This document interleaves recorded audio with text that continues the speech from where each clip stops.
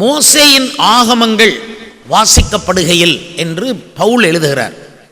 அது பழைய ஏற்பாட்டு புஸ்தகங்கள், ஆதியாகமம், யாத்திராகமம், லேவியராகமம், எண்ணாகமம், உபாகமம், இது போன்ற ஆகமங்களிலே இருக்கிற கட்டளைகள், பிரமாணங்கள், சட்டதிட்டங்கள், 10 கட்டளைகள், இவைகளெல்லாம் மோசே தேவனிடத்திலிருந்து பெற்றான்.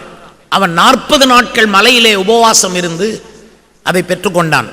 அல்லும் பகலும் புசியாமலும் குடியாமலும் 40 நாள் மலையிலே இருந்துதான் அதை பெற்றுக்கொண்டான். எளிதாக அந்த கட்டளைகளையும் பிரமாணங்களையும் அவன் பெற்றுக்கொள்ளவில்லை. அதற்குத்தான் உபவாசம் தேவைப்பட்டது. மோசே தன்னுடைய சொந்த வாழ்க்கைக்காகவோ, சரீர சுகத்துக்காகவோ, குடும்ப நலனுக்காகவோ அவன் உபவாசம் பண்ணி ஜெபிக்கவில்லை. தேவனுடைய கட்டளைகள், பிரமாணங்கள், நடக்க வேண்டிய முறைமைகள், தானும் தன்னுடைய ஜனங்களும் நடக்க வேண்டிய முறைமைகளை அவன் தேவனிடத்திலே பெற்றுக்கொள்ளத்தான் 40 நாட்கள் அல்லும் பகலும் புசியாமலும் குடியாமலும் உபவாசம் பண்ணினான். அவன் அப்படி உபவாசம் பண்ணி ஜெபித்து அந்த பிரமாணங்களை அவன் வாங்கி வந்த பொழுது அவனுடைய முகம் பிரகாசித்தது. அவன் அந்த பிரகாசத்தை, தேவனுடைய பிரகாசத்தை தனது ஜனத்திற்கு வெளிப்படுத்தினான். தேவன் உடைய மகிமையின் பிரகாசத்தை மோசேயின் முகத்தில் மக்கள் கண்டார்கள்.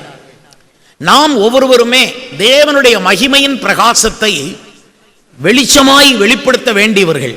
நம்மை தவிர, அதாவது இயேசுவை ஏற்றுக்கொண்டு ரட்சிக்கப்பட்டவர்களை தவிர, பரலோக தேவனுடைய மகிமை பிரகாசத்தை இந்த உலகத்துக்கு வெளிப்படுத்த வேறு எவரும் நியமிக்கப்படவில்லை, வேறு யாராலும் முடியாது.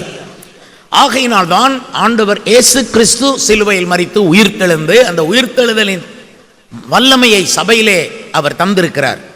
நாம் இங்கே சபையில் ஏன் கூடி வந்திருக்கிறோம்?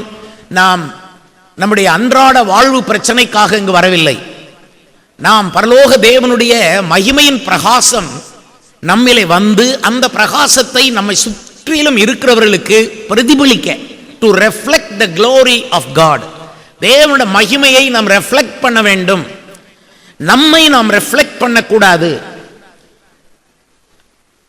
நம்மை சுற்றி இருக்கிறதான வீட்டார், குடும்பத்தார், உறவினர்கள், நண்பர்கள், நமக்கு இருக்கும் சிநேகிதர்கள், அக்கம் பக்கத்தில் உள்ளவர்களுக்கு தேவனுடைய மகிமையின் பிரகாசத்தை பிரதிபலிக்க வேண்டிய ஒரு இடத்திலே கர்த்தர் நம்மை வைத்திருக்கிறார்.